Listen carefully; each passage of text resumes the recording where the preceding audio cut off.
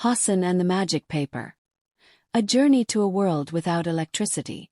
11-year-old Hassan loved Saturdays, but not the part where he had to tidy his father Abbas's huge wooden desk. It was covered in stacks of books and scrolls. As Hassan carefully moved a pile, he found 3 pieces of paper tucked underneath. They didn't feel like normal paper. They shimmered faintly, and golden letters floated across their surfaces.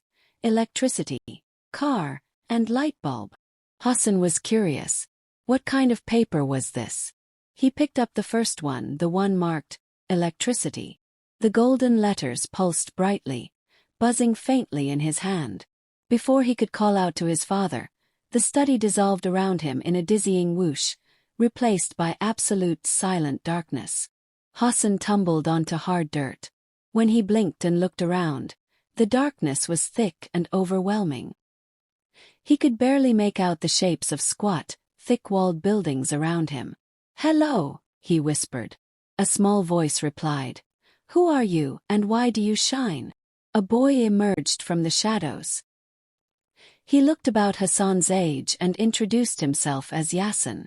"This is our village," Yassin explained sadly. "It's always dark after sundown." He showed Hassan around. They walked past families cooking dinner over open wood fires that sent smoke into the night air. They stopped at a deep stone well, where a woman was carefully pulling up a bucket of water. "We draw water by hand, and we rely on the sun for our day," Yassin said. As they walked deeper into the village, they heard a muffled, sorrowful cry. Yassin looked worried. "That's Reina's hut. Her little boy Kareem has been sick." They went closer. Inside the dimly lit hut, a woman named Reina sat near her son. She wore a long robe and a head covering, and her shoulders shook with quiet despair. Reina gently touched Kareem's flushed forehead. "Oh, my son," she murmured, tears falling onto her folded hands. "If only we had a way to cool him. We have no well nearby for cold water, and no ice to draw the fever out." Hassan felt a pang of guilt. At home, ice was just a button push away in the freezer. Here, it was a luxury they couldn't dream of. Hassan looked frantically around the humble hut. His eyes landed on a large, empty clay water jar in the corner. Suddenly, he remembered a recent science lesson. "Yassin, evaporative cooling," he exclaimed. "The water evaporates from a damp surface, pulling heat with it. We can make a cold cloth, even without ice." Hassan quickly explained his plan. Yassin nodded, his eyes widening with hope. First, they soaked a large, clean piece of cloth in the jar's remaining cool water. Then they draped the wet cloth around the jar and placed it outside, where the gentle night air could brush past it. They waited only a few minutes. When they unwrapped the jar, the cloth felt wonderfully cool.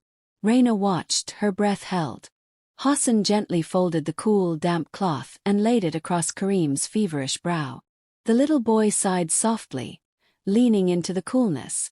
Reina, overwhelmed, reached out and took Hassan's hand. "You have brought light without a lamp," she whispered gratefully. The shimmering paper in Hassan's pocket suddenly pulled hard, and with a rush of air, he was back in his father's bright, well-lit study. The papers lay innocently on the desk. Boss looked over. "Find what you were looking for, son?" Hassan looked around at the electric lights, the computer, the refrigerator hum in the distance. "Yes, father," Hassan said seriously. "I found how precious every single watt is." From that day on, Hassan was always the first to switch off the light when leaving a room.